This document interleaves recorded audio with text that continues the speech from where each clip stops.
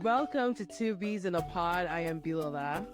And I am B. Leonga, and this is a podcast about immigrant experiences in the U.S., sharing our perspectives on various topics, including straddling cultures, fitting in, staying connected, learning and unlearning the good, the bad, and the ugly.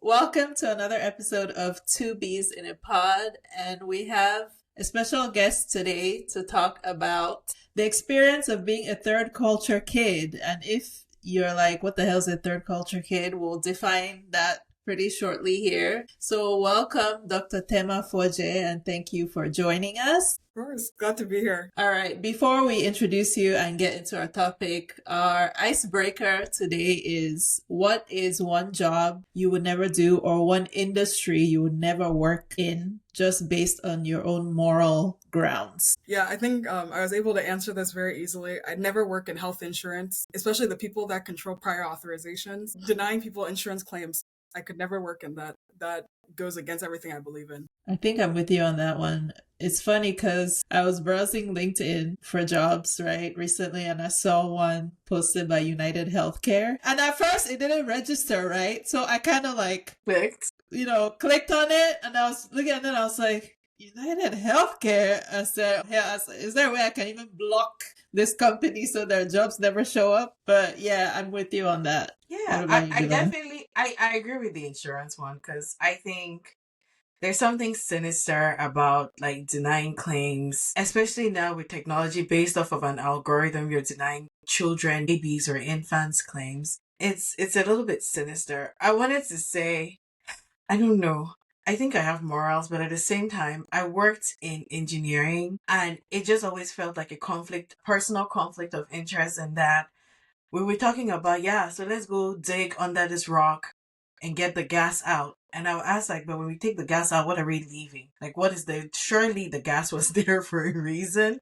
And when we're extracting it, what happens after? And I always ask those questions at work, and people look at me like I was crazy. It's it feels like it's a necessary evil, but there's just how much is too much when it comes to human beings and our need for resources. Yeah. And I mean, I feel like it was a necessary evil until we discovered alternative energy sources like that they're just refusing to put the same investment in. The alternatives are not necessarily clean, right? I'll use electric vehicles, for instance. They use the batteries, and it still needs some other kind of energy, and then disposing of it when it's gone through its lifespan is also an issue. So do we really have clean energy? I mean, I think we can be doing a lot better, right? Because it's a big picture thing. Like electric vehicles, to your point, I don't think our goal should be to replace gas vehicles with electric. We should be replacing our cars with mass transit. Is mass transit this, kind of completely green thing? No, but it'll be better than what we have. But I've already gone off on a tangent. So I agree with you, right? Tema, definitely health insurance, just the way I've been done dirty by them, and then hearing other people's stories.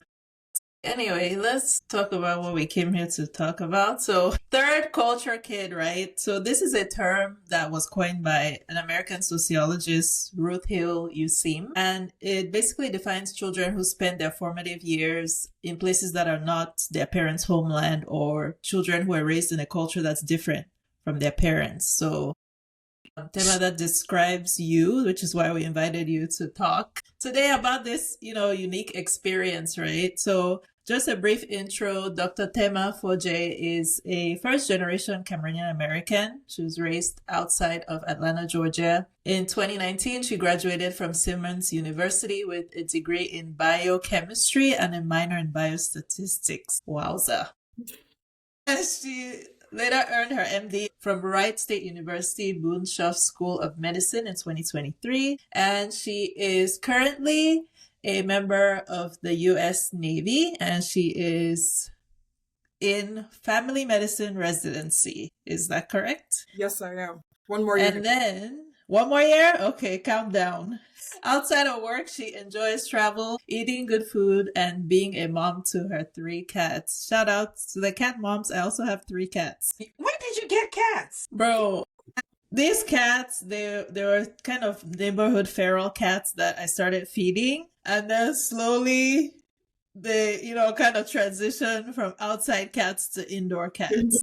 Wow. Yeah. What? I know. The cat distribution system got me. I think that's why you don't feed a stray cat or stray man, because they don't leave. Jesus is Lord. I mean, I have a soft spot for animals, so like the day, the first one showed up on my patio, I started feeding him, and then he brought his friends. You see? He brought his mom. And then his mom. But how do you know it's his mother? I just know, like, I can tell from the dynamic. So the first one, like, he brought his mom, right? And then when the mom started coming, then she brought, the kittens. So obviously I knew that the kittens were her kittens, but the first one, actually, he's not even here anymore. He went somewhere else. I don't know where, but yeah, they kind of came as a family. So I have 3 of them now. How do you know it was his mom and not his boo? His dad also came. So there was a whole family. So the ones who are left now is the mom and 2. So the mom, her son, and her daughter. So there's 3 of them now. And I'm not accepting anymore. Like, I saw one other random cat coming. I was like, please. That's I was like, okay. no. That's not your call anymore. But yeah, they've transitioned. Okay. Yeah. So Tema, tell me a little bit about your cats. Like, were they all adopted at the same time? No, so I got Opie, the first one, my son. I got him 2020. You're laughing. That's my child. I got him May 2020 because he was on a peak pandemic cat. So got him. Then like a month or 2 went by and I said, wow, he seems lonely. Like, what type of mother am I to not have a sibling for my child? It's the right thing to do. Honestly, who amongst us parents have had the similar thoughts? So I went back to the people I got Opie and I said, okay, I need to get one more cat. And they showed me 2 girl kittens. And I was like, no, I can't get 2. That's too much. And they're like, okay, just think about it. You can go and think about it. Then they called me later that day and said, well, you can't separate siblings and it's not that much. Like 2 and 3 cats is not that different. So here, we'll just give you a deal where it's buy one, get one free. So just get the 2 for the same price for like $100. And they guilt tripped me and I was like, dang, fine, I guess. So then I got the 2 girls. So now it's the 3 of them. So did they procreate or is somebody neutered? all of them have been neutered. Yeah, same with mine. Like, when I could eventually get them in a trap to take them to the vet, yeah, they're all. No, Opie was taken care of before I got him. The 2 girls, I took care of them after I got them. Rosie was very mad at me and she was fighting me that whole day. She should. But I'm too young to have a grandchild. A non-pet parent, I just feel like I have strong feelings about, neutering pets. Like, go ye be fruitful and multiply. Why you go? Oh, Bilala, cats? It's Oh bad. my God. Dogs are even better. Bilala, cats. No, I'm aware. Oh my God. I'm aware. My brother, in his childhood, used to masquerade as a cat breeder. We had a cat. She was hella procreative. I mean, she was a free spirit. I think cats procreate maybe 4 times a year, and she did that. Like, I raised kittens. I could tell when she was about to go into labor, because when she was about to go into labor, we had to close all the doors. Her favorite place to give birth was in your closet. Mm-hmm. Nice, warm, and comfy. Yep. So we had to redirect and prepare her for birth. I did all of these things not of my free will. It was either do it or she'll end up in my closet, because the breeder who was there didn't really do much. All he did was, when the aunties would come oh, we need a cat, he'll be like, no, auntie, next round, sir. So you were a doula. We, at some point in time, the cat, we thought she was a boy when we got her, so we named her Timmy. Timmy was not a man. Timmy and her children were having kids at the same time. We had 20 in the house. And which is why I don't think I can own a pet, because I did it in my youth. I'm done. So I think in Cameroon, at least at this moment, cats are kind of rare, and I have a hypothesis as to why that is. They ate them all? They eat cats in Cameroon, yeah. In Baribo, it's a delicacy. Yeah. So cats are not as a problem in Cameroon as they are in America. But if you are in America listening to this episode, please, it is your responsibility to spay and neuter your cats. Feral cats in America are a huge, huge problem. So don't listen to Bilala, please. If you love animals and you're a responsible pet owner, you must get your cat spayed and neutered. It's a huge Fine. problem. Whatever. So we've defined loosely what a third culture kid is. So Tema, tell us about your parents. Like, where are they from? You know, are they what was their first language? What language did you speak growing up in the home? Yes. Yeah, both my parents Cameroonian, they're from Bali. Grew up in my dad mostly grew up in Bamenda area. My mom grew up in question mark. Insert multiple places. Ma Bilala can attest. For those who do not know, Ma Bilala is my older cousin, first cousin. So when I mention family stuff, that's why she may be laughing, because she has context. So they moved around. So at one point they were in Limbe, they were in Bali, they were in Boya. They're all first languages, Mungaka/English. I only grew up speaking English. I think I really never heard Pidgin from my parents because They didn't. they really did. She No, because They speak Pidgin to each other, don't they? not really. See, later in life, they brought up the fact that they really didn't speak Pidgin around me because they were scared that me going to school, I would be speaking Pidgin and made fun of. So Because they you know, I used to think your dad did not speak Bali because no, between themselves, I feel like I always heard them speaking Pidgin. they speak Mungaka or like some rarely, honestly, not Pidgin too much, but they speak like within each other. But to like me and my brother, they really didn't. So the only times I was really hearing Pidgin is if there's Nigerian movie or I'm hearing them talk to like their siblings or talk to other people who grew up in Cameroon, but they really didn't talk to us in it. I think the rare Mungaka we got is like that, like Amu Afoni, like that, and then that's it. interesting. So do you have siblings? Or Yeah, you're I have only a child? younger brother. Okay. So you're the oldest. Okay. So what about growing up in the home? Did you have like a lot of Cameroonian family members, either, visiting or staying over for some period of time where you would have been exposed to the culture? Short answer, yes, really family. Um, yeah, because Mabilala took care of me. Was it a few summers that you took care of me? Yeah, a few summers when I was younger. So it's like you hear Pidgin, you hear the stuff around you, but it's like nobody is speaking it to you. I think there was maybe one or two times that like Mabilala or one of our other cousins tried speaking it to me, and I tried to speak back, and I got laughed at. So then I was like, leave me Oh, it alone. was not me. It was not me because my Actually, Pidgin no, is I remember who it was. my Pidgin is questionable. So yeah. I remember who it was, and they laughed at me. So therefore, I was like, it's not my fault. So I never tried again. So yeah, so it's really just like we grew up speaking English. So I think, if anything, I speak English sometimes with the like vernacular, or like sometimes it almost sounds like tinged, where you know that I'm not, like my parents aren't from the US. You may not know, but you just know by the way I speak sometimes that I'm just like, there's Yes. You sound like your mom. So how old were you when you first went to Cameroon? I was 5. Yeah. So pretty young. 5. I've only gone twice. So I went when I was 5, and then when I was I 16? So that was the last time. Yeah. That was about 2013. Yeah. We've talked about immigrants code switching, right? That's a thing like everybody knows. But I feel like, because I have cousins who are third culture, and like I notice them code switching too. So is that something you do? And like, when did you first recognize that it's something that you were doing? I think it's even as simple as like how I say my name, right? Because in school, everyone's Tema. I'm Tema, right? Rhymes with Emma. That's how everyone says my name. But then everybody else is like Tema. So it's very, like, even those like little things. And I think even from the time I was young, it was always, my mommy and daddy from Cameroon. Like, I was very aware of that I'm like not American. I was always aware that. Yeah, I'm from Florida. Yeah, I'm from Florida. My mommy and daddy are from Cameroon. Like, that was always to me. So I think I've just always known that like I wasn't like the other American kids. And then of course, like I went through school, they'll mention something like culturally, all Black people grow up with this. And then I'm like, I don't know what y'all are talking about. I'm so sorry.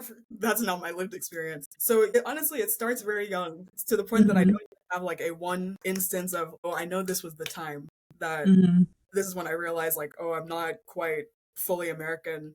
I've always known I'm not fully Cameroon because everyone reminded me. But it's like I've always known I'm in that weird middle ground. Yeah. You're laughing. Everybody they always remind of the American-born ones who never went back that, oh, you guys are claiming you're Cameroonian, but you're not actually. And that's not okay. That's not fair. That's not okay. Yeah. Like, why are you not Cameroonian? Of course you are. They're like, you guys didn't go to boarding school, therefore. Yes, that's a good thing. Imagine bragging about going to boarding school. Please don't piss me off. You're blessed. No, but it's interesting though, because I think that also, like everything, there's subculture, because for third culture kids, I think that you were raised in as Cameroonian as they could get. Mhm. For one, there was a lot of family in the Atlanta area, so there was always something. And then they all went to Bali meeting, and you went to BCA, which is like the Bali Cultural Association, like annual event. So it's not like you were raised in America completely closed out from the culture. Yeah. It's like, even like you think of holiday stuff where people are talking about like Thanksgiving, I'm eating turkey. I'm like, I'm eating arrow and rice and stew. Like, it's like that sort of stuff. So yeah, it's like always been in that like weird middle ground. So, were your parents the stereotypical, like, strict immigrant parents? Yes and no. It's like, when you see the videos of the memes of like quote unquote African parents, that's never gonna be my dad. That will never be my dad. But were my parents the ones that like, you're either gonna become an engineer or a doctor? Yes. One of those two. Yes. So it was, I don't know. Yeah, it was really interesting. Yeah, because it was always pushing like you have to do some sort of sciences. Schooling. I wasn't allowed to go do any sort of like functions after school. These people who are like, I went to the mall. I got to hang out at the mall. Never. That was never my thing. To the point now, even I walk into the mall, I'm like, wow, you people were just walking around the mall aimlessly with no. So yeah, they weren't like. Honestly, Bill, you great. I feel like my mom is more closer to the stereotype potentially than my dad is. Yeah, definitely. Yeah. It's funny that you say that they like your parents are like the typical doctor, because I always thought that came from you. So from like, for context, first time I met Tema, since she was born here, she was about 4, and the only thing that I can remember vividly was she had a life plan at about age 4. It was solidified by age 10. I'm happy to report she did everything she said she was going to do, because for one, That's right. No, I didn't become the model or astronaut. That was the only two things, or president. what I knew was doctor. She said she was going to be a doctor. And she said she was absolutely not going to college in Georgia. That was a non-negotiable. Yeah. At age 10, she said she was not going to college in Georgia, and she said she was going to be a doctor. And it's like she had 10-year-old Tema had a life plan. I love it. No, I'm literally like, that thing from Euphoria. This might be niche for some of your audience, where they're like, Maddie knew who she was from a young age. Wait, what's your birthday? What's your birthday? January 23rd. I'm a Capricorn Aquarius cusp, for any of you who need to know. Thank you. That's exactly why I was like, With a Leo moon. oh, I think Delilah has a Leo moon too when I did your astrology. I think you do. Yeah, you didn't even send me the results. Well, I mean, it's limited because you don't know your time of birth, but I can find out, like, yeah, your moon. I can find out your Mercury, Venus, Mars. Yeah, I can find out quite a lot. Just not your rising and other, more. I'll go find out. Yeah, okay. Yeah, it was giving Capricorn. That's why I was, it was definitely giving Earth sign for sure. The way you had that solid plan. I love it. I knew it. I said I'll be a model, I'll be an actor, the president, and a doctor. One of those has solidly come to. It's not too late to be the president. Listen. Listen, the bar is low. Go back to your first question. What you not do? You're overqualified. To be the president. So don't give up on that dream. I'm tired. So in terms of your school life, right? Like, were there certain kids that you gravitated more towards as your friends because of culture, or was it not influenced by that? I think, funny enough, I was friends with a lot of the Indian kids who were also like first generation, like kids of immigrants, whether they came when they were like really little or they were born here. Because honestly, we had very similar, like, we couldn't go out to do stuff. We were forced into the sciences. We all did Kumon. We all had like these similar pains going through. So I think those were the kids I mostly gravitated towards, because there honestly weren't that many like Africans that I went to school with, not until high school, and maybe there was like 1 or 2, but there really weren't a lot of like Black immigrants. Mostly it was, again, y'all left Gwinnett. Y'all were not in Gwinnett County, that's why. no, we went to North Fulton. So yeah, we were just there, me and all my Desi friends. And then it helped the situation because my dad lived in the UK. Me and my Indian food were really up to par. So I'd be talking about, Oh, dad made coconut korma. They're like, what you know about coconut korma? So that's how I bonded with them. So those were really my friends like K through 12. College was better because college there was a lot more Africans, a lot more like Caribbean people that I got to like know just because it was Boston. Boston has too many students. But that was a lot better. But at least K through 12, it was just me and my Indian friends against the world. okay. I like that. So there's this, I feel like we've talked about this before, but it might be like older generations that experience it, where they're talking about, the African kids, either immigrants or third culture kids, how they were made fun of, maybe because of the lunches that they brought to school and just, different cultural aspects. Did you experience any kind of othering or maybe even bullying as a result of that? I was never called African booty scratcher. That was news to me that was even a thing. I didn't think I learned that phrase until I got to like late high school, and it was because of the internet. I think the only thing was just like, why don't you know about insert thing that like Right. Black American culture, not necessarily history, because I loved reading about history. So honestly, I probably knew more than some of my classmates, but at least like certain cultural things like, oh, you didn't grow up watching XYZ, you didn't grow up watching this, you grew up knowing that sweet potato pie. I hate sweet potato pie. I'll put it on the record. That's never been my portion. Do you like pumpkin pie? No. Not really, but I like it Okay. better. It's the lesser of two evils, in my opinion. I hate sweet No. these little things. Wow, I feel very attacked. You should. No, but it's like these little things where that's like the only thing that there was ever really strife. And it was never like generalized like all the like Black American students. No, it was maybe just like one. And I'd just be like, nah, I don't care what you have to say. I'm smarter than you. Again, I'm gonna own myself. I was a very rude person. I still am. I will tell people I'm smarter than them. So I was like, I don't care what you say. I'm smarter than you. Anyway, next conversation. So it didn't really affect me too much, to be perfectly honest. Did you take food from home to school, or did you have school lunches? I mostly had school lunches. If my mom made stuff, she was making pasta. Like she wasn't making. She doesn't give you like beans with janga. No, I wasn't having like bongo chubby to go to school. Imagine. So it seems like a relatively untraumatic, if that's a word, Yeah, experience. I was Black, not because I was like Right. African per se, which I guess is a good. I don't know, not good, not bad, but it wasn't I think specific to Cameroon. we might need to find somebody with an urban experience, because this is the suburban version of the third culture kid. So maybe we need urban version of third Some of our culture other kids. cousins that may be. But you guys have other please, we'll interview your whole family if we need No. to. So you never had like there's no kind of crisis of identity, so to speak, or a point in your life where you were trying to figure out like where do I fit in? Mostly, like, if anything, it came probably like in college more so. And again, like kind of later high school, college, and more so from not outside people, but more so like Cameroonians, because like you claim being Cameroonian, and people are like, you don't deserve to call yourself Cameroonian because again, you didn't grow up there.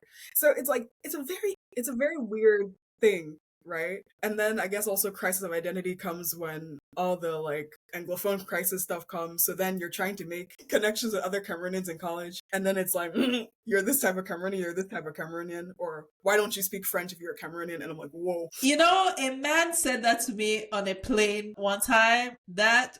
Listen, it was a long time ago and I remember it to this day because I was so irritated. That's actually something that happened a lot in college. You go to an African student event, you find like maybe the two other Cameroonians by chance, and it's really just because word of mouth. Somebody's like, "Oh, you're Cameroonian. That one is also Cameroonian. You guys should talk." And then it'll be like, "Well, you're not from Douala. You're not from this place. You're not really Cameroonian." And then I'm like, two language, stop. I'm like, what do you guys want me to do? I mean, that was a thing. Like, I didn't know people actually behave like that in our community. I don't know if it's like a first gen. Sometimes I also wonder if there are certain beefs that are more so first gens just finding problems to like have amongst each other.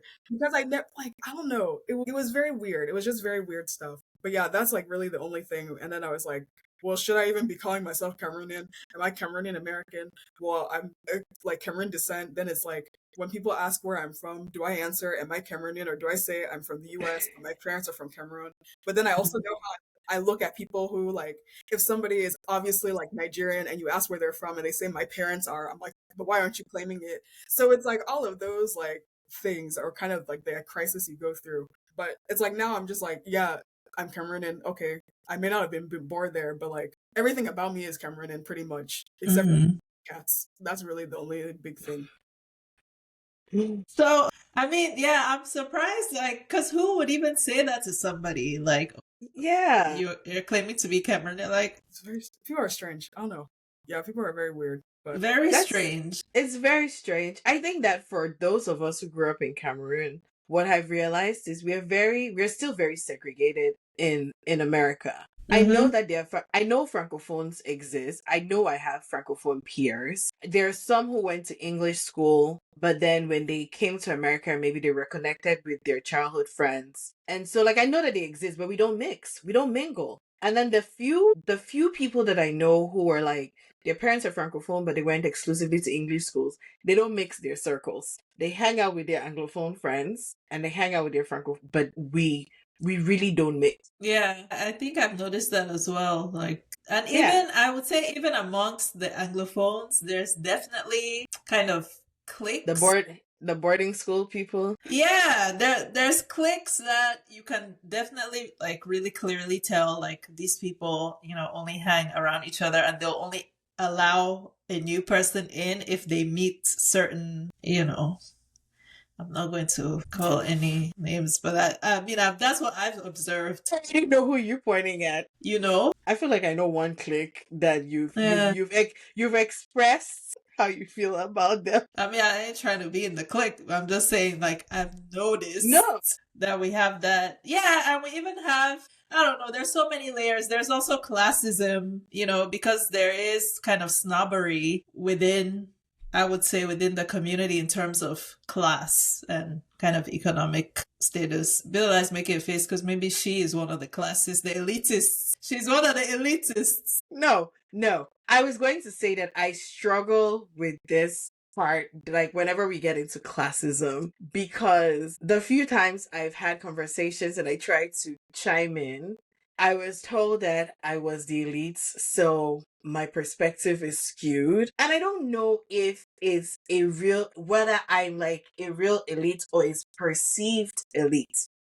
Because I remember being in boarding school and I remember overhearing somebody talking about the things that I supposedly had, which I did not have. But word on the street was I just had all these things and all this money that I didn't have. And maybe people deferred to me or treated me a certain way because they thought that I had these things and I was just going about my business like, I ain't got it and I'm not going to act like I have something when I don't. But so yeah, the face was just, I struggle with trying to chime in because there might be listeners who know me, who went to school with me. And if I'm like, oh no, they're like, because you're one of them.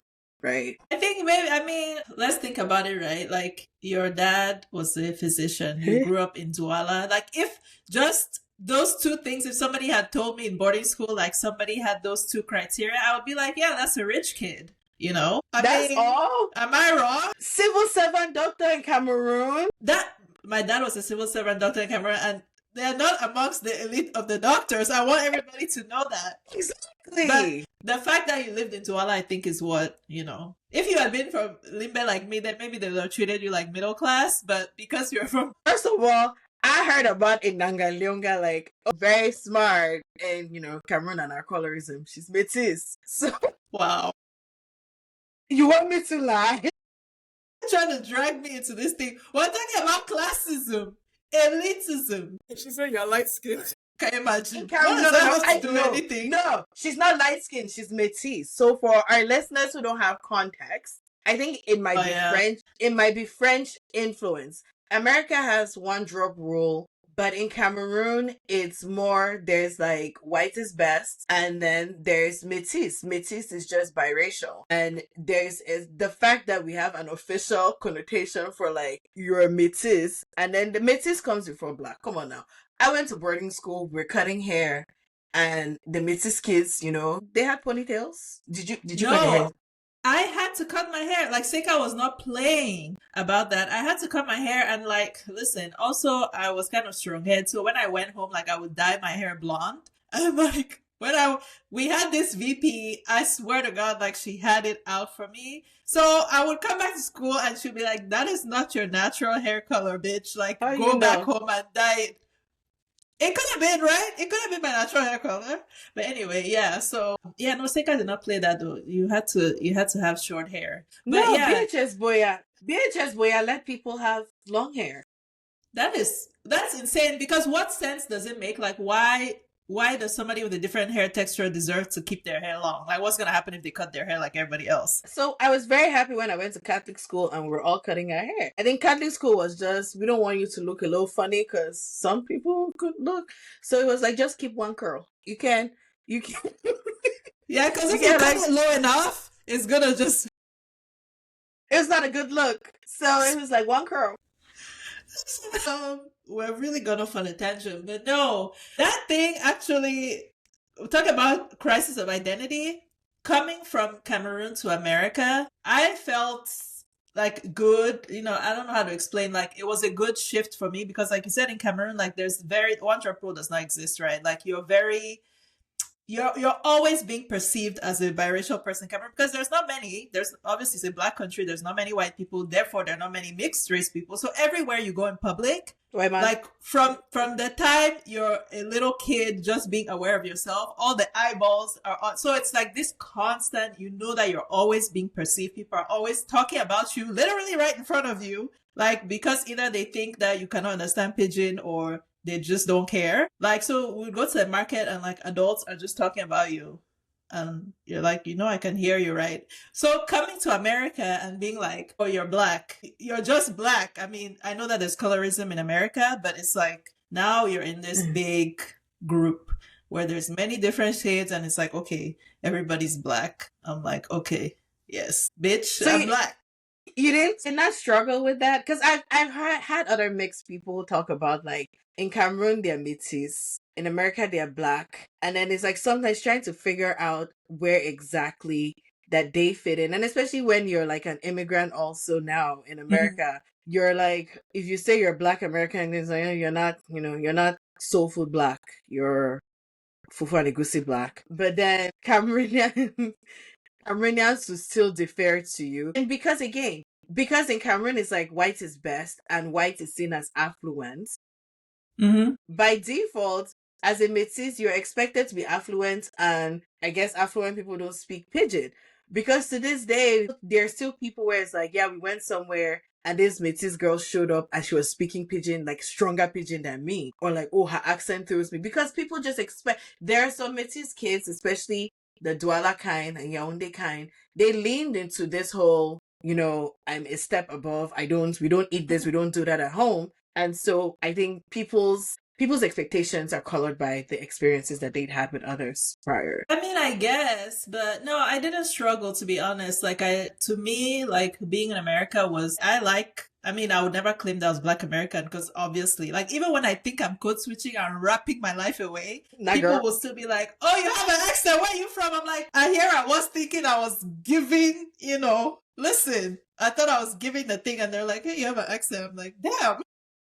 Yeah, talking about accents, the funny thing that I'm deviating again, the funniest thing that has happened to me, I had to do voiceovers for my friend's birthday party a few months ago, and the theme was flight or something. So I was supposed to be mimicking the airport announcements. And I haven't really flown in Cameroon like that. And so my default voice for airport accent is the one I hear here. And so my own kid was roasting me. Why are you talking like that? I don't like when you talk like that. That's not how you talk normally. She was so upset that I did not sound like myself. And I guess it was a necessary call out because the kids are also paying attention, like, why do you talk like that? And so when I did the voiceover video, when I was doing my background, she came again. She's like, you've come again with this voice. I said, yes, it's the voiceover voice. She said, well, I don't like the voiceover voice. And I think it's fair, but I also threw it back to her because she code switches in this house. When my mom was around, yes, when my mother was in this house, she was code switching from person to person. My mom caught her one day. She goes, She's called my mom. They call each other Meow. Don't ask me. And she said, Meow, can I have water? And then maybe my mom didn't do so. She turns like, Mommy, can I have water? And my mom's like, so why do you tell me water? No, but that's very real because like I was at work one day and like the way our desk used to be is that like I was in a corner, I had one coworker on one side, one on the other side. And I was talking to like my partner who is Nigerian, just of note, because I think that's important for the story. So I was talking the way like I talk to family members, right? And then my coworker walked in and was like, you don't What sound like that. language? Why are you putting on that accent? And I was like, what do you mean? And he was like, that's not your voice. And I literally turned, I was like, tell him that this is how I sound. He's like, that's how Tema sounds normally. And he's like, my coworker's like, I never hear her talk like that. I'm like, I'm not going to talk like that to you. This is work. Right. I mean, at least he did not ask you what language you're speaking. No, because he too is an immigrant, so he knows enough. But Okay. he was like, that's not, why are you putting on it? I'm not putting anything on. I worked with my friend who is Nigerian, and we would go to like take breaks or lunch in like a big group, and they were like, it's engineering in Houston, right? So there's Nigerians and people from different. But when I would talk to her, I would just like be talking to her, and then turn to talk to others, and we code switch. And one day somebody said, "What language are you guys speaking?" And we both look at each other like, English? What do you mean by what language? All I did was turn to her and like, yeah, something. But when I'm talking to you guys, I have to enunciate and so that you would really, really understand what I'm saying. Yeah, I used to feel a type of way. Please, go through, like, I lean into it. It's like, it's what I have to do, like, to move through the world in a way that's comfortable for me. Like, cause, bruh, sometimes you're just trying to get shit done and then somebody, where are you from? Your accent, like, bro, just, sir, this is the Wendy's. Like, I'm not trying to get into, you know what I mean? So, I mean, I lean into my code switching now. I don't care. It's just funny to me because, again, most times at work, I don't think I have an accent. And then I had a patient a few days ago, and he was like, what country are you from? I was like, what do you mean? And he was like, where were you born? I was like, Florida. And he's like, no, your accent. And he's like, you're not from the US. I said, I was born here. I don't know what you mean. I mean, where your family from? Like, they're from Cameroon. He's like, I knew you were an African. He was like, I could tell, but he was black, so it's okay. But he was like, your accent. I was like, I don't think most times at work I say it's like talk a certain way. But I've had another patient say the way you say certain words are not American English. They're like, it sounds like too proper. So I know you're not from. You know something that I've heard before, not just the accent. I believe it because I can tell the complexion. Like, you can tell who is an African immigrant versus a Black American. There's something about the complexion. There's a look. There's a look, but not. I can't tell by complexion. I'm not talking about like dark skin. Like, no, there's something. A bronze, a shine. I don't know. No, there's a sheen. Sheen is really the only word I can think of. Because you can also look at certain people and you're like, I may not know where you're from, but I know my gut wants to ask, where are you from? Yes. I know my people. How to speak it inappropriately. So do I need to drop a nugget? That's like, people. And then with the hair, men's hair, the way a man, like, there's a lineup that the lack thereof, or a certain kind of lineup, you just know that man is an African immigrant. And I'm not saying that in a mean way. Not in a mean way. There's just a certain... There's also a hairline in men. Biracial men who were raised by their white mothers. Yes. There's a special hairline. And then for women, my sister and I had a conversation, and the conclusion was African women wear wigs. Their previous generations, maybe not today, but the older women wore wigs like a cap, right? It was just to cover their hair because their hair is not done. Where today there's more emphasis in making the wig look realistic, like it came out your scalp. Hair will be here, and then the wig starts on. Just a generational thing. You think like older Black American women? No. Older Black American. They took time on their hair, like no. This is the thing that gets me, and that has gotten me since is the ponytail. No, the eyebrow, where you'll have the eyebrow and they take a purple lip liner and just go wing. Do you know what I'm talking about? We have an auntie. I know exactly. I know what you're talking about. Yes, we have multiple. No. You know what also gets me? You know when they put the ponytail, like somebody has like kinky hair, And like it's yucky. and then they just had like a silky straight. Like, man, come on now, textures. I know somebody. We had an auntie who used to put her hair in a ponytail. Her scrunchie was bigger than the ponytail. Stop. I don't. No, last time I went to Cameroon, I was just mad because 16, you're old enough to know better. So I'm looking at everybody and I'm like, what's wrong with you people? I was like, we know better. No. You know what is crazy? You know what's crazy? I don't think she will mind, but okay, maybe I won't call her name. But I have an auntie, who she lived with us when we were growing up in Cameroon.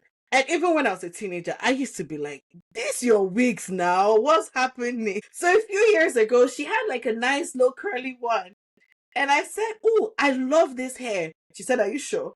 Because I've heard everything you said about my wigs. Wait though, how was she hearing? Who was telling her that you were telling Mama. shit about her wigs? My mama. Damn. Your mom is an up. Your mom is an up because what the hell? And people Yeah, know the truth. she didn't mind, but it was really nice. But I mean, her previous what she had in those early 2000s, bro, it was really like a cap. It was giving, I'm just covering my actual hair. It's not really about the aesthetics. But this one was nice, and I think that we're getting there. You know the standards? I feel like the standards of hair and makeup are different. Maybe now it's that gap is closing, like with the internet and everybody, has a get ready with me and TikTok and YouTube. But I feel like the way people do makeup is different in different countries. So where you may see somebody's eyebrow, thick black eyebrow, it's acceptable in another country, and you look at it in America and be like, "This is." Just because it's acceptable doesn't mean it's right. That's really my big thing. Because that thing made me so. Hey, Nanga, come on now. It Come makes me on. so- We could look at the aunties like, "Auntie, where are your eyebrows? Like, this not your natural shape. Like, why your eyebrows looking like this? You're in Cruella de Vil." But that's what I'm saying. It's socially acceptable in certain environments, and generationally too, you have to keep that in mind. No, but I'm saying I was not wearing makeup at 14. I could tell like that's messed up. Yeah, you ever see something you're like, that looks strange. But you guys were a different generation now. You're looking at. I'm just thinking. I didn't even wear lip balm. So I was, I started wearing, wow. Come outside. You want to find? So you're telling me. You're in Bamenda, your lips were not ashy? No. They were not cracked in Hamata? No. Even Vaseline. Ooh, I hated Vaseline. Still do. But I took it to school every term. I took Vaseline. I don't know why, but I didn't use Vaseline is so sticky. And then if you rub it, we had dust. You just be attracting all the dust. Yeah, true. No. Yeah. I can see that. Okay, wow. Okay, so the question for you, like, do you think, I mean, obviously your experience as a third culture kid has shaped, who you are today, but are there certain strengths specifically that you can think of that came about as a result of your experience kind of being between these two cultures and how you relate to other people? Definitely. I think, like, again, even just looking at like my patients and stuff like that, I feel like I'm just able to like relate with a lot more people just because of having grown up in that like in between. So I can relate to like my African patients, I can relate to my American patients because I just have to like flip how I say certain words. I even just like my immigrant patients in general, I think they end up feeling more comfortable with me because they know that like, okay, once, because when you see my last name doesn't look American. You don't know where I'm from, but you're like, she's not from here, right? So I think that ends up having people just feel comfortable around me where they're like, okay, I can maybe talk about certain things and she'll understand more. She understands the context. So like if I have patients, because we work at a civilian hospital sometimes, when I have people talking about like immigration and how like annoying it was, I'm like, oh yeah, I remember seeing my parents go through that. And they're like, oh, okay, my doctor understands a certain aspect of things that could be causing me stress. So I think it's been helpful in that way. And just, you meet so many different people. So you're just able, that adaptability, I think that's really the big thing, is you get so adaptable being, I guess, a third culture kid. So basically any situation you can throw me in and I may complain, but I'll be fine.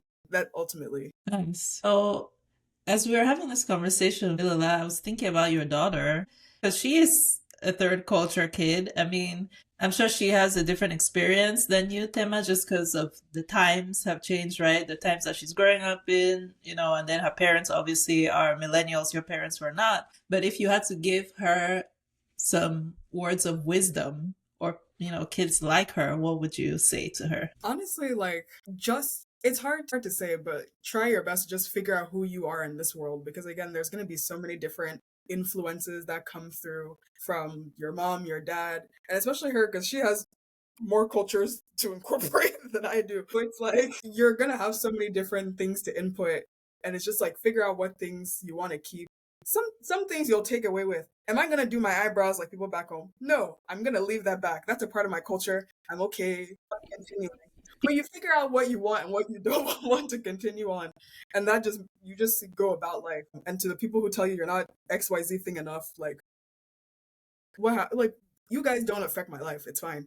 You have your own household. I have my own household. So I think that's really the only thing I can say is just figure out your own self and stick to it. I think I would say Nice. something that is from your childhood experience that I have taken into my parenting experience. We've talked about Kumon earlier. Jesus is Lord. I have trauma with this. Yeah, so I remember Tema going to Kumon and we always had to go pick her up. And then this one day we went to pick her up and she's like, yeah, she told her mom, it's like, they want you inside. And so when they came back to the car, mom was hot. And so as soon as we get home, she's like, bring it all. It turns out she'd been hiding her work. Yeah. Like the smarts of a 10-year-old. She had shredded some. And so she's like bringing out all these Kumon papers. Random cupboards, behind chairs. The first time Kumon was mentioned, I said, no, we don't need it. I said, we don't need it. When we get to a point where maybe, but no. And it was largely influenced because she was smart. Tema was smart as a kid. I don't know what the reason was behind, but the lens which she went to not do the work, I was like, yeah, I'll hold off on that. Like, I don't think. Wait, so for context, right, for people who don't know what Kumon is, can you just briefly explain what it is? So Kumon is this like after school programming where you pay somebody to give your child homework assignments. I'm trying to do this as non-biased as possible. I'm so sorry.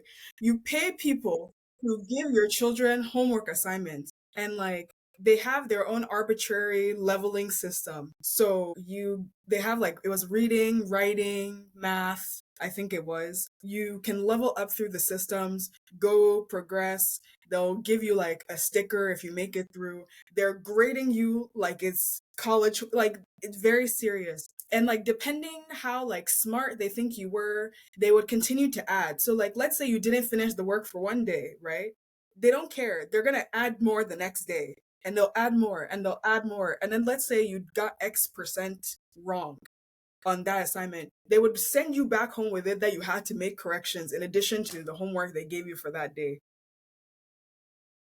I think I did Kumon for like what, 3 years? The reason I finally stopped Kumon is because one of our uncles came to pick me up from Kumon and saw how miserable I was. And when he took us home, he went to my mom and said, "You're not taking her back to that place." Because he saw how miserable I was. Because Kumon, they would pit you against other kids, at least at the location I went to, pit you against other kids. They're talking about you in Korean to each other. And because they'd like hold up your paper and be like, no, talking. And I'm like, I'm right here. I've been around people speaking a language I don't know enough to pick up when Tema and in certain tones. I understand. And then of course it didn't correlate to your school. So like it doesn't matter if you've leveled up to 5th grade work in the 3rd grade in Kumon. You're still in whatever grade you are in school. Mm-hmm. And you're doing school homework on top of it. My plea. Hashtag not sponsored. Don't put your kids in Kumon, please. For the sake of the children. I don't know if they've changed their business practice in the 18 years since I've been in it. However, that was traumatic. And it was all us immigrant kids. It was all immigrant kids. There was maybe like 2 just little white kids in it. All of us, Indian, Pakistani, Iranian, just all of us in Kumon together. That was trauma. Man, I had the way I put that deep. I always remember that day, and it stayed with me because the minute I said no, I said I said I watched my cousin just go through it at that age. I said she was not a bad kid. She was very smart. And so for her to have like been shredding homework, hiding, like obviously she did not think about, yo, what's gonna happen when I don't give this back. But for her to have gone through such lens, there was definitely an issue, and her time would have been best spent elsewhere. Like if we need remedial lessons, or we need, for whatever reason that we need extra lessons, okay, then I will look into something. But I bought her some Kumon workbooks from Costco. But I was just like, she does not need extra lessons. And when we get to a point that we do, then we will look into it. But based off our experience, we are not just going to we do math at home for fun, but I'm not sending her somewhere. And I didn't even know these other details of like what they were doing. I just know that you were traumatized by your experience. And I think it's also hard, right? And it kind of goes back into like, yeah, my parents were stereotypical African parents. But again, this like prioritization of like school above everything else. My friends in the neighborhood are outside playing, and I'm like, no, I can't go play because I have to do Kumon, right? Like, it's like these little things where I'm like, you end up doing kids a disservice when you're not allowing them to properly social. That's why you see all these first generation African kids wilding out when they go to college. Not me though, y'all be easy. I was trying to get into med school. You see all of them going insane in college. Because for some of them, it seems like the Houston ones, but for everybody else, oh no, the Houston ones, especially the Houston ones. The Houston ones go crazy because they've just never had locks on the door. But you have other people where you can tell this is the first time they're away from their parents. Their parents aren't checking on them every day, and they lose their minds. And it's like you end up having kids where like the pendulum swings to the extreme. Because you just didn't allow them to properly socialize as at like normal developmental ages. I could go into that could be a whole different topic you guys go into about what happens when you don't parent people certain ways. But no, Yeah. But also like that prioritization on schoolwork, I feel like then they don't also prioritize creative stuff, right? Like the arts and anything. If they prioritize music or the arts is with a focus on turning it into a career. Like it's not just like, hey, go learn how to paint just for the joy of learning this thing, or like go join the choir just because it's some kind of creative outlet. It's like, no, everything has to be with a goal in mind.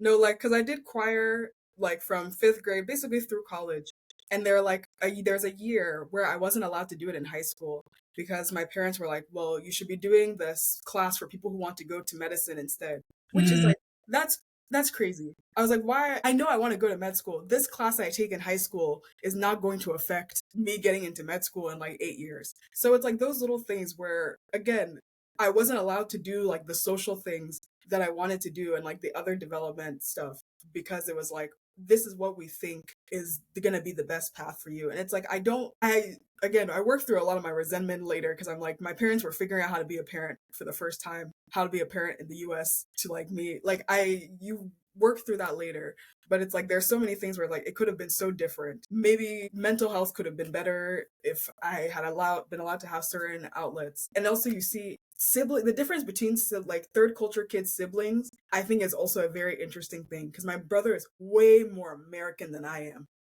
Really? Way more. It's very distinctly different. You're laughing because it's very different. It's very, very different. We're like, I may sound more like I can sound almost like Cameroonian or esque.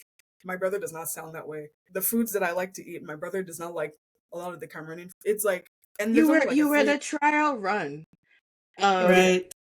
You were the trial run, and I would say we always talk about how like your formative years, like those first 5 years, I think that you were surrounded more by everybody from Florida. There are always people versus by the time he came around and like was figuring you guys have moved up north, and so people were not as around you as he didn't get the experience of having everybody just popping in and out, like versus when you guys were in Moro where it was like next door and everybody. For context, I had 2 aunts, they live next door to each other. And so we went from one house to the other. But he was a baby when that was happening. And then by the time maybe he was 2 or 3 and was more aware, then they moved away. But do you think your parents were also more lenient with him? Yes. I mean, he's a boy. He's a boy. He's an African boy. She's the first daughter. Right. I think it's just like as simple as like, again, I doing after school activities was a fight for me to be able to do. For him, it was just second nature. Like, what things do you want to do? Cool, we'll sign you up. That was just very normal. So you want to do me? I wanted to do the school musical. I had to quit one of them because my parents didn't want me to do it last minute. Then I was only allowed to do one. My brother, they were like, sign up for anything you want, be free.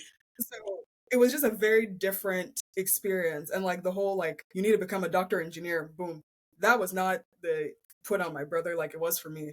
And is it because they had already kind of put their bets like, okay, we have one that we know is going that direction. The other one can be free. Maybe that's why.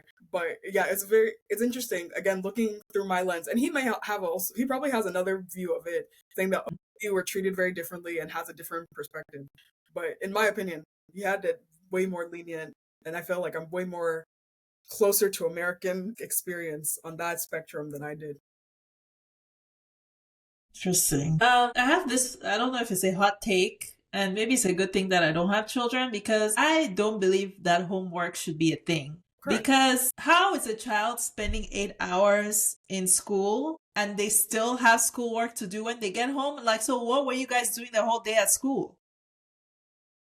Like, why is homework a thing like that? Like when I go over to my sister's house and I see like my niece and nephew doing their homework after dinner, like it enrages me because I'm like, what the hell were you doing all day? What were your teachers like? Why are you bringing schoolwork home when you should be doing other things at home? Like their days are so packed, and then they have these extracurricular, they have gymnastics, they have, they have to practice their musical instruments, they have taekwondo, they have this, and then you have homework on top of that. I'm like, you're a child. Why is your day so like packed back to back to back to back? It's almost like their days are more scheduled than mine. I'm like, that doesn't make any sense. Why can't you finish your schoolwork?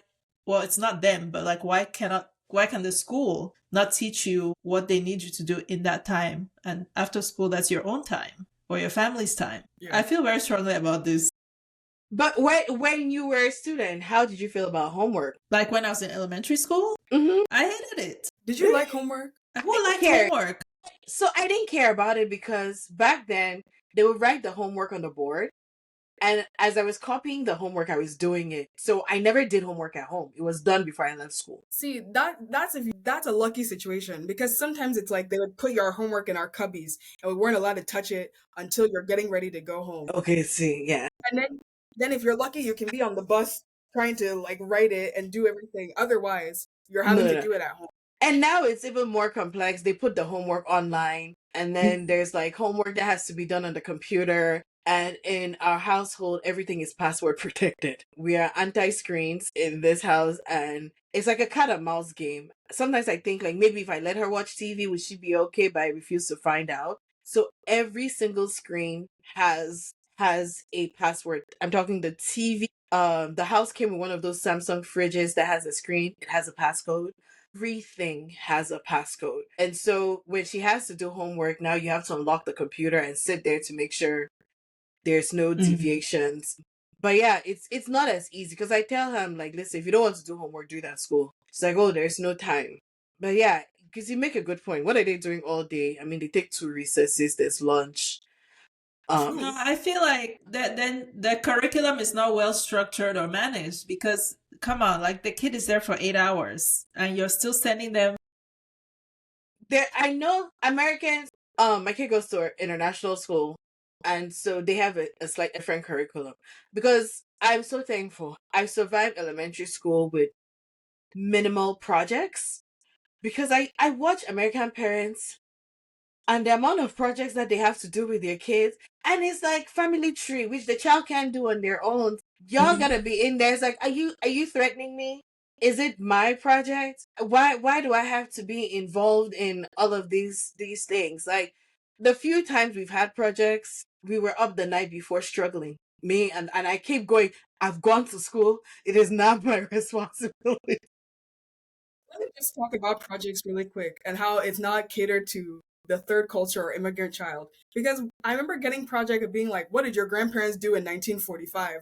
Did they have a military party? Like, what type of like World War II stuff were you doing? My grandfather was born 1945, November. My grandfather was not alive in World War II. Your grandfather is that young? Yeah, yeah, You got a young granddaddy. Damn. yes. No, Not our my mutual granddaddy. no, that one is yeah. But no, so it's like they will have like assignments that are very American skewed. Mm. So they're Mm-hmm. like, yeah, talk to your grandparents about what their victory garden looked like. I asked my neighbor across the street, being like, "Can I talk to your grandparents?" Because I remember I told my grandpa about it. My grandpa's like, I wasn't born. End of story. But that's a good point too, though. Not even just the fact that he wasn't born at that time, but yeah, like certain things that would not be relevant to Cameroonian culture, Yeah, or that we don't have the same kind of written records. yeah. I That don't know what he was doing in British Cameroons in 19 like yeah. Yeah. yeah. And yeah, it's like they do Grandparents' Day, some of these holidays, like your grandparents Women are is so across the ocean. So I think so for at my daughter's school they now call it Generations Day. And it's Good. anybody who has played a role in your kid's life. So it doesn't have to be a grandparent. And they did it virtually during COVID, which was good because then even the grandparents who were not here were able to Zoom in. But I think the good thing about her school is a lot of the kids are third culture kids, which is what the parent told me one day. He said the school was really important for him because he's Greek and his kids go to Greek school on weekends to learn the language because he still has family at home and it's important that he can communicate with family. I know another kid his mother is from Finland and his dad is French. They go to Finnish school on Saturdays. The Finnish government actually gives them an allowance to pay for those classes because she said none of her family members speak English or French. And so her kids have to be able to communicate with her family. And so when I'm fighting here, like, hey, you need to learn Yoruba, you can't be ashamed of your culture. It's easy for me to say, look at your friend. He speaks Greek. Look at this other friend. They're doing that. And so I think that's the good thing that is like she is surrounded by a lot of third culture kids. But it was a plus when we had like Flat Stanley. Like I don't even know if you guys know that reference. There was like a book about this kid who got squished, and then thinking about it now, it sounds crazy, but he gets squished and then gets like mailed across the world, and he gets to travel because he's flat. So we had like a Flat Stanley project where you had your flat Tema, like it's a little your face on it, and you send it to somebody else. So people are like sending it to like Florida, Colorado, and mine got sent to like the UK. It got sent to like Cameroon, I think. It got sent like Flat Tema really traveled the globe. It was exotic. You know, like why do you know people in these places? I'm like, because my family's from Cameroon and Cameroon was colonized, so they're You know what would have been crazy? If they had asked you to do a family tree project and you would have had to do on that side of the family. I think they did. I think they did, and I gave up.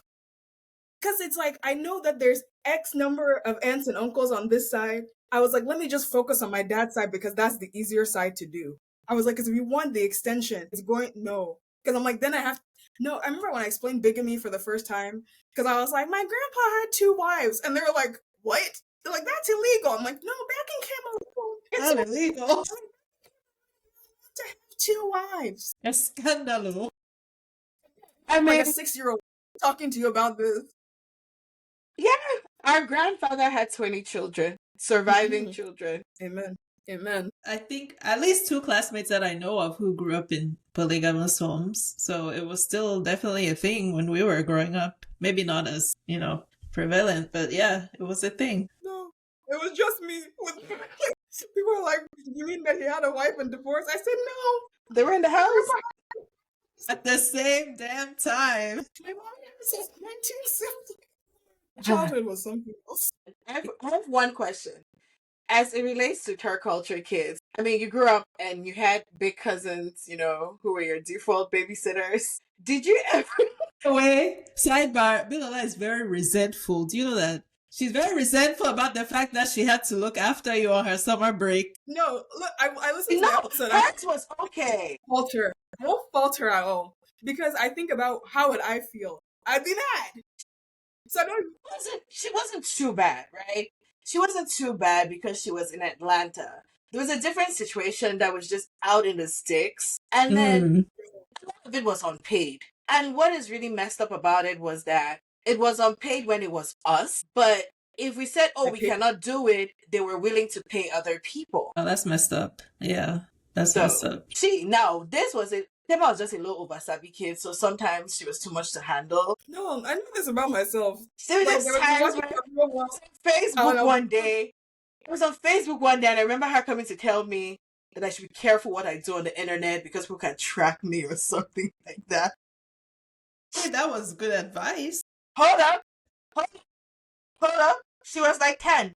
I Googled her years later and I found her phone number online. And I was like, oh, I know that ain't who I think it is. You have to understand. Times had changed.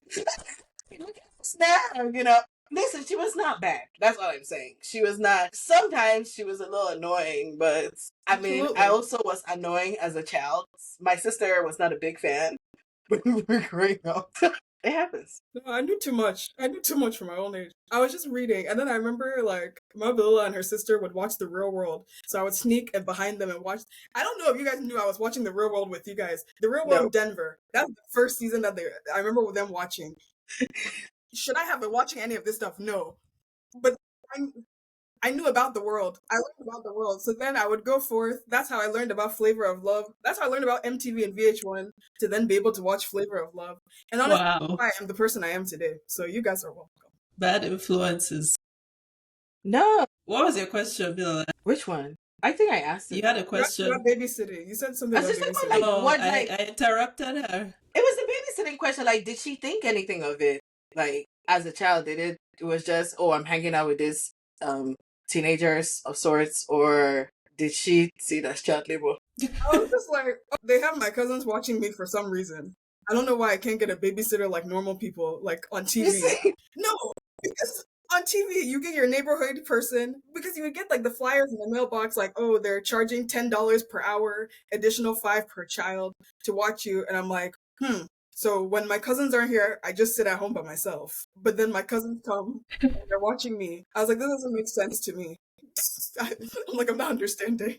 So that's So, Bill, you guys were not getting paid to babysit her? I guess that's where the resentment comes from. It's not you. It's the fact that it was unpaid labor. I don't blame her. I would be resentful too. I'm resentful towards the same people for different reasons. Y'all, therapy, okay? Therapy, take care. Okay, closing thoughts. Being third culture, it's headache, it's fun. I wouldn't change it. I can't change it. Yeah, honestly, like, I feel like I would have, I don't know, I can't speak, but I feel like I would have enjoyed the experience, if I had to pick. So I Coming think that here, well, your experience is largely driven by your parents. Mm-hmm. oh yeah, that makes sense. Yeah. Because we have another cousin. We have other cousins. I'm thinking of a particular one where I think that their story would be completely different. Remember the day we were on Zoom? Were you on that Zoom? I think you had to go to work. No, the small Zoom, not that other one. The one where it was just the girls. Yes, I was on part of it, yeah. We were talking about something and somebody on there was so shocked, right? My cousin was just like, did your parents know that? So Yeah. I think that she would have a completely different experience as a third culture kid because she had different parents and how they engaged with her and how they handled her growing up is different. So yeah. Yeah. And even just she's probably more deep in Cameroonian culture. She would be. I mean, she deepest. was studying Ekwang in high school, so Yeah. Oh wow. Okay. Yeah. So it's so parent dependent, and I think it's always interesting as a third culture kid to think about what my future eventual children potentially, what things will be like for them, because I think that's also the hard thing about being third culture, especially in most like Cameroonian cultures where we don't have all the resources. Like Greek, you have Greek language schools, French, like whatever. Nigerians have their Yoruba, Hausa, whatever, Igbo language schools. We don't really have that. People have tried. So it's like, what does the culture look like in future generations? And it's like, how are you going to keep it continue alive. it on, and what do you keep alive? So that's something that I think about a lot. I say take them to Bali Convention every year. That's a starting point. Yeah. I feel like, at least in America, like a lot of languages are going to be lost because even if, like, for us who immigrated here, right, like even if we grew up in the home with our parents speaking the language, I don't know any millennial Cameroonian parents who are teaching their children their Cameroonian native language. I'm sure the Nigerians are doing it because Yeah. they have We're doing it resources. this Like you said, they have more, available because there's so many of them. They just have the more available resources and it's better documented. But yeah, for Cameroonians, yeah. Yeah, I feel like those languages won't be passed down. we need to work on it because I have a niece and nephew who learned it they took Yoruba in college and like did a study abroad in Nigeria to learn Yoruba. And so those are things that we have to be proactive about doing. I know some third culture kids, Cameroonian kids, Bali kids who speak Bali, and I'm so ashamed. I'm so shy because I grew up in Cameroon and I barely know anything. And so that's why I said I think just even exposing them to some of the culture might help with the curiosity, but we also have to be intentional about finding ways to pass down the languages. Yeah, agree. Okay, for our listeners, as a reminder, our June book of the month is These Letters End in Tears by Musi Teji Xavier. And if you're not following us on Instagram at 2bspod, give us a follow. Same with YouTube, Spotify, wherever you're listening to this podcast. And until next time. The axe forgets, but the tree remembers. Tema, take a pass on that. Like, what do you think that means? He said the axe forgets, but the tree remembers. It means that people can cause harm, but the person that was harmed will remember it for a long time and far after. So therapy is important. It is. And when I saw the quote, like it reminded me of this TikTok video. It's like these two Asian, I don't know what Asian country they're from, maybe Korean, these sisters, and they were telling their mom about like some of the things that she did that like really traumatized them. And she had completely forgotten. Like she was like, what? You know? Like, so to her, it was just a passing moment of maybe anger or whatever. And she completely forgot about it. And these girls that, like in their 20s, and they're like, yeah, like these things that I used to say that I used to do, like really traumatized us. And shout out to the mom, like she took accountability, which cannot be said for a lot of, parents. But yeah, that's what I thought of when I saw that quote. It's like, I thought of especially the parent-child relationship, like you do things and you think it's just forgotten, but your children carry it throughout their lives and it possibly impacts their relationship with their children or partners or whatever. Or aunties and uncles also. Oh yeah. Older people, I mean the things that older people say to you, teachers, as a child or a young person, like it can really leave some deep wounds. That's why therapy is important. Beautiful memories where you could positively impact somebody and it was just a very minor thing, but the person will always remember you for changing the course of their life or forever impact that you had on their life.